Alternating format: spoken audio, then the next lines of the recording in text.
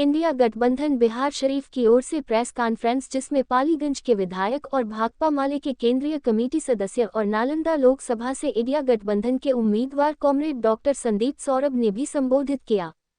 बिहार शरीफ खंडकपर के अंबर marriage hall में India गठबंधन नालंदा लोकसभा के उम्मीदवार डॉक्टर संदीप सौरभ के साथ सभी दलों के नेताओं ने बैठक कर नालंदा लोकसभा चुनाव पर रणनीति बनी और प्रेस कॉन्फ्रेंस की गई।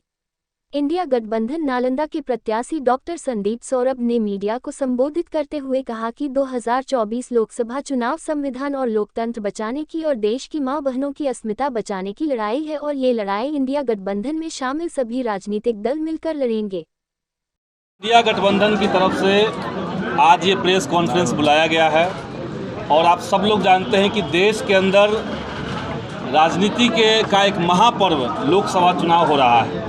देश को तय करना है कि अगली सरकार कैसी होगी और उसी संदर्भ में इंडिया गठबंधन की तरफ से मुझे संदीप सौरभ को यहाँ पर उम्मीदवार बनाया गया है। और इस प्रेस कॉन्फ्रेंस में यहाँ पर आज राष्ट्रीय जनता दल के तमाम जिला स्तर के और प्रदेश के नेतागण मौजूद हैं।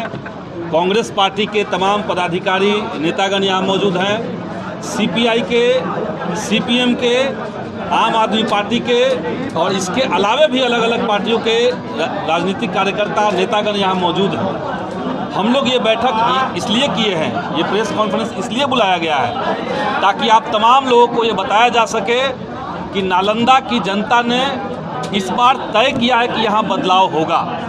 बदलाव की एक बयार नालंदा में चल रही है और उसमें आप सब लोगों ने देखा कि किस तरीके से देश के लोकतंत्र और संविधान की धज्जियाँ एनडीए गठबंधन ने उड़ाया है। इलेक्टोरल बॉन्ड के खुलासे से बहुत साफ हो गया कि अरबों रुपए का काला धन बीजेपी पार्टी को दिया गया है। ईडी के माध्यम से बड़ी बड़ी कंपनियों को डराया गया, चंदा दो, धंधा लो और अगर चंदा नहीं दिए तो ईडी का फंदा लो। इस पूरे प्रोग्राम से देश की सरकार चल रही है जिससे देश की आवाम को, देश के लोकतंत्र को, जनता के अधिकारों को एक भीषण खतरा महसूस हो रहा है। तो हम लोग यहाँ पे इस बात को कहने आए हैं। नालंदा में काफ़ी चीज़ों की समस्या है, ग्रामीण क्षेत्र में जैसे पानी, बिजली अभी भी पर्याप्त नहीं है। इस तरह निश्चित तौर से देखिए, नालंदा की जो स्थानीय सवाल हैं, अलग अलग गांव देहातों के सवाल हैं और जैसा कि मैंने अभी अपने भाषण में भी कहा कि पेयजल का समस्या ये एक भीषण समस्या है। और इस संदर्भ में एक बात हम आज नालंदा के तमाम पत्रकार बंधुओं को कहना चाहते हैं। देश के अंदर एक योजना चल रहा है जिसका नाम है प्रधानमंत्री ग्रामीण पेयजल योजना और आप लोग पता लगा लीजिए कि प्रधानमंत्री ग्रामीण पेयजल योजना से बिहार के अंदर 8 आना भी आज तक खर्च नहीं हुआ। कारण क्या था? क्योंकि प्रधानमंत्री नरेंद्र मोदी का यही शर्त था कि इसका पैसा हम तभी देंगे बिहार में जब बिहार की सरकार नल जल के टंकी के ऊपर मोदी जी का फोटो लगाएगा। बिहार सरकार में उस समय जेडीयू और बीजेपी का अलायंस की सरकार थी। जेडीयू ने इस बात को नहीं माना और वो पैसा नहीं बिहार में लगा। यानी जो प्रधानमंत्री हैं वो असल में प्रचार मंत्री हो चुके हैं। उनको जनता के दुख से, जनता की समस्याओं से मतलब नहीं है, अपने प्रचार से मतलब है। हम लोग जब इलाके में घूमेंगे, वहाँ की समस्याओं को देखेंगे तो निश्चित तौर से हमारा ये प्रयास रहेगा कि हम लोग उसका समाधान करें। और एक महत्वपूर्ण पहलू और भी है, पूरे देश के अंदर आज़ाद भारत में सबसे बड़ी बेरोज़गारी का दर आज देश महसूस कर रहा है। इतने बड़े पैमाने पर बेरोज़गारी कभी नहीं थी। आप सब लोगों ने देखा कि रेलवे की बहाली 5 साल तक रोक के रखी गई और 5 साल बाद जब बहाली आई तो मात्र 5600 सीटों पर बहाली दिया गया। रेलवे एक साल में 1.25 लाख बहाली तक देता था और आज मोदी जी ने रेलवे को प्राइवेटाइज कर दिया। जिन कंपनियों को रेलवे बेचा उससे इलेक्टोरल बॉन्ड से भाजपा को चंदा ले लिया और युवाओं के हाथ में बेरोजगारी लगा। तो इसलिए बेरोजगारी का सवाल, शिक्षा का सवाल, देश के अंदर लोकतंत्र का सवाल, इन तमाम सवालों को हम लोग इस लोकसभा चुनाव में उठाएंगे, जनता के बीच में जाएंगे। युवाओं का एक बड़ा उत्साह और बड़ा समर्थन इस बार इंडिया गठबंधन को मिलेगा। जैसा कि आप सब लोगों ने देखा कि 17 साल से बिहार में जो एनडीए की सरकार चल रही थी रोजगार के मसले पर 17 महीने की सरकार जो महागठबंधन की रही वो उन पर भारी पड़ गई। अच्छा, एनडीए का नारा है कि अब की बार 400 पार है, इसको किस प्रकार से? देखिए, मोदी जी डरे हुए हैं और उनके कार्यकर्ता भागने न लगे हार के डर से, उन्हीं को बांधने के लिए एक झूठा दिलासा उनको दिया जा रहा है। आप खुद समझ लीजिए कि देश में ऐसा कौन सा राज्य है जहां भाजपा पिछली बार से ज़्यादा सीट ला रही है।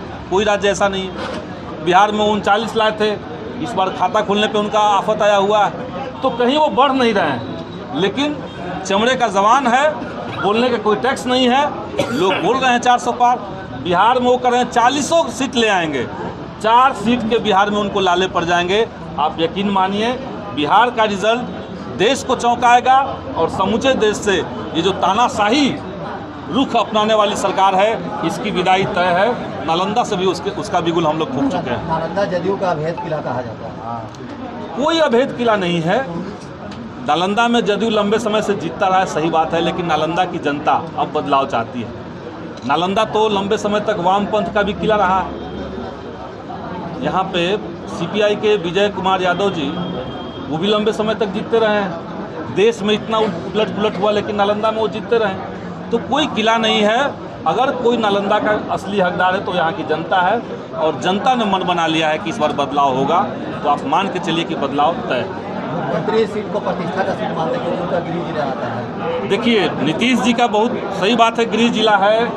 नालंदा की जनता का भी एक लगाव उनसे है, ये भी हम मानते हैं। लेकिन सच्चाई क्या है कि आज राजनीति के भीतर अगर सिद्धांतहीनता को समझा जाए तो नीतीश कुमार जी उसके पर्याय बन चुके हैं। जिनकी राजनीति में कोई विचारधारा नहीं बची हुई है, वो कभी जाकर के बीजेपी के साइड में जाते हैं, कभी महागठबंधन के साइड में आते हैं। तो कोई अगर नेता पेंडुलम की तरह व्यवहार करने लगे तो जनता जो है वो पेंडुलम नहीं बन सकता है। जनता इंटैक्ट है, जनता को लोकतंत्र चाहिए, नालंदा की जनता को संविधान चाहिए, यहाँ के जो बहुजन हैं उस समाज का उत्थान चाहिए, लोगों के हक अधिकार चाहिए, जिसके ऊपर भाजपा जो है खतरे की तरह मंडरा रहा है। तो जनता जीतेगी।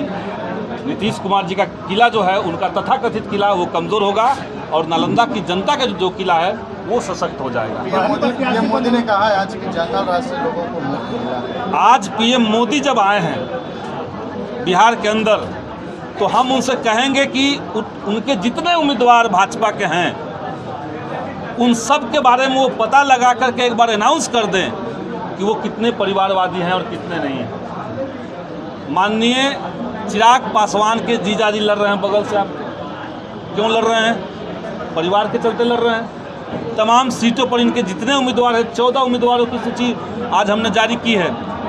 14 उम्मीदवार परिवारवाद से हैं, उन पर आज जवान नहीं खुल रहा है। तो जंगल राज, अब भाजपा के राज में इतना बड़ा बड़ा क्राइम हो रहा है, खुलेआम बीपीएससी का पेपर लीक हो गया, तब उसको लोग मंगल राज कह रहे हैं। लेकिन अगर कोई गठबंधन की सरकार है, अगर पिछड़े दलितों की सरकार कहीं रहेगी तो सब जगह जंगल राज हो जाएगा। तो उनका मुख्य धारा का मीडिया, मैं मानता हूं कि आप जो तमाम चैनल के साथी हैं, जो यूट्यूब के साथी हैं, आज देश के अंदर मीडिया को आप लोगों ने बचा के रखा हुआ है। वरना जो बड़े बड़े चैनल वाले घराने हैं, उन चैनलों को तो मोदी जी ने गोदी चैनल बना दिया है, गोदी मीडिया बना दिया है। तो आप लोग इस संदेश को ले जाइए कि असल सवाल क्या है। भाजपा के राज में इतनी हत्याएं हो रही है, इतने बलात्कार की घटनाएं सामने आ रही है, उस पर कोई चर्चा नहीं है। और बाकी राज जंगल राज है, आपका राज मंगल राज है।